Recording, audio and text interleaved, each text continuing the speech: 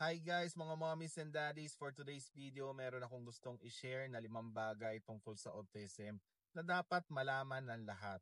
Handa na ba kayo? Okay, let's go. Kumusta? Ito ang 5 mahalagang bagay na dapat mong malaman tungkol sa autism.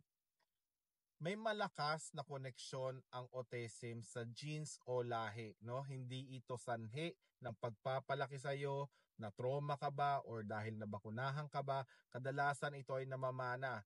Ang autism ay matibay na genetic basis, no? Kaya kung may autism kayo, malamang isa sa parents nyo ang nagbigay sa inyo niyan.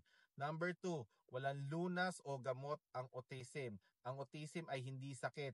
Isa itong natural na paraan ng pag-iisip at pagdama.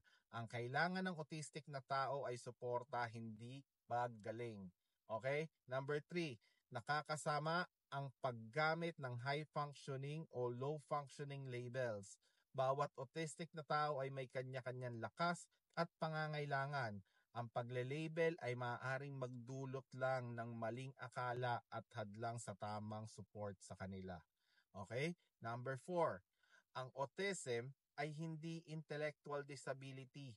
May mga autistic na may intellectual disability pero marami rin ang may average o mataas na IQ.